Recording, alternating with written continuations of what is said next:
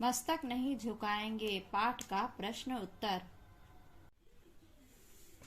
यह कविता किसे संबोधित करके लिखी गई है? यह कविता नवयुवकों को संबोधित करके लिखी गई है। इस कविता के रचयिता कौन है? इस कविता के रचयिता रामधारी सिंह दिनकर है। धीर वीर गंभीर कौन है? धीर वीर गंभीर भारत के नवयुवक सैनिक हैं। कविता में शांति दूत किसे कहा गया है? कविता में शांति दूत भारतीय सैनिक को कहा गया है। नवीन भारत का अर्थ है स्वतंत्र भारत। कविता में किन किन नदियों का उल्लेख हुआ है? कविता में गंगा यमुना नदी का उल्लेख हुआ है।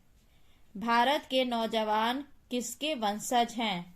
भारत के नौजवान वीर शिवाजी राणा प्रताप के वंशज हैं। भारत के नवयुवक किसकी पहरेदारी करते हैं? भारत के नवयुवक हिमालय की पहरेदारी करते हैं। इस कविता में कवि ने भारतवासियों के किन किन गुणों का उल्लेख किया है? इस कविता में कवि ने भारतवासियों को धीर वीर गंभीर अचल कहा है। साथ ही अपने देश हिमालय नदियां महासागरों का रक्षक तथा शांति दूत आदि गुणों का उल्लेख किया है। आशय स्पष्ट कीजिए। हम प्रहरी ऊंचे हिमाद्री के सुरभि स्वर्ग की लेते हैं। प्रस्तुत पद्यांश हमारी पाठ्य पुस्तक परिवेश में संकलित मस्तक नहीं झुकाएंगे नामक पाठ से अवतरित है, जिसके रचयिता रामधारी सिंह दिनकर है। प्रस्तुत पंक्ति में कवि ने बताया है कि आज के नवयुवक अपने देशों की रक्षा के लिए, देश की प्रगति के लिए मर मिटने को तैयार हैं। इस पंक्ति में कवि ने नवयुवकों को संबोधित करते हुए कहा है कि हमारे देश के वीर सैनिक हिमालय के पहरेदार हैं और इनकी सुरक्षा के लिए इनकी सुरक्षा का भार अपने कंधों पर ले रखे हैं तथा वातावरण को सुंदर और सुगंधित बना रहे हैं। वीर प्रसू माँ की आंखों के हम नवीन उजियाले हैं। इस पंक्ति में कवि ने कहा है कि वीरों को जन्म देने वाली भारत माँ की आंखों के उजियाले हैं हम। भारत माँ को अपने बच्चों से बहुत आशाएं हैं कि वह धरती माँ की रक्षा करेंगे। इसमें भाषा सरल सहज स्पष्ट है। कविता में प्रभात की नई किरण का प्रयोग किसके लिए हुआ है? कविता में प्रभात की नई किरणों का प्रयोग सैनिकों के लिए हुआ है। कविता में किस महासागर का उल्लेख हुआ है? कविता में हिंद महासागर का उल्लेख हुआ है। धरनी से क्या अभिप्राय है? धरनी से अभिप्राय धरती है। पठित गद्यांश को पढ़कर नीचे दिए गए प्रश्नों के उत्तर दीजिए।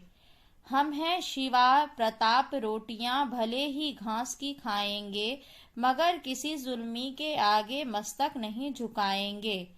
हम हैं शिवा प्रताप से क्या अभिप्राय है? अर्थात हम वीर शिवाजी और महाराणा प्रताप के वंशज हैं। किसके आगे मस्तक नहीं झुकाएंगे? अत्याचारी के आगे मस्तक नहीं झुकाएंगे। पद्यांश का मूल भाव लिखिए। पद्यांश का मूल भाव है, वीर युवा पीढ़ी अपने देश की प्रगति तथा रक्षा के लिए मर मिटने को तैयार है। नीचे दिए गए शब्दों के उचित पर्यायवाची शब्द पर गोला लगाएं। सुरभि खुशबू, गंगा भगीरथी, नवीन नया, माँ माता, किरण रश्मि, प्रभात सुबह। नीचे दिए गए शब्दों का वाक्य में प्रयोग कीजिए। सुरभि, मेरी सहेली का नाम सुरभि है। अचल, अचल होकर काम करो। गंभीर, यह आदमी गंभीर है। मस्तक, मेरे मस्तक पर लाल तिलक लगा है। नीचे दिए गए शब्दों का सही वर्ण विच्छेद चुनकर सही का निशान लगाएं। प्रभात, प हलंत जोर र हलंत जोर अ जोर भ हलंत जोर आ जोर त हलंत जोर अ। परिवार, प प हलंत जोर अ, जोर र हलंत जोर ई, जोर व हलंत जोर आ, जोर र हलंत जोर अ। उपयोग उ जोर द हलंत जोर य हलंत जोर ओ, जोर ग हलंत जोर अ। सैनिक स हलंत जोर ए, जोर न हलंत जोर ई, जोर क हलंत जोर अ। विलोम शब्द लिखिए।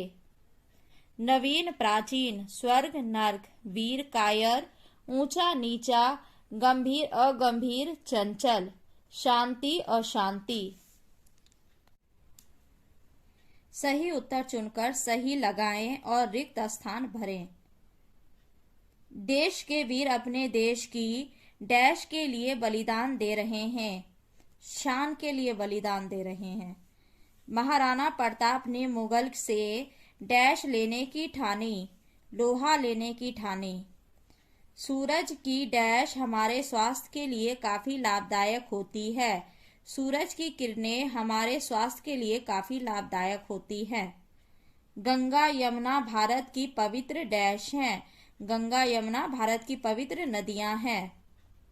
डैश सत्य अहिंसा और शांति के पुजारी थे। महात्मा गांधी सत्य अहिंसा और शांति के पुजारी थे। इसी के साथ हमारा पाठ का जो है ये प्रश्न उत्तर भाग समाप्त होता है। धन्यवाद।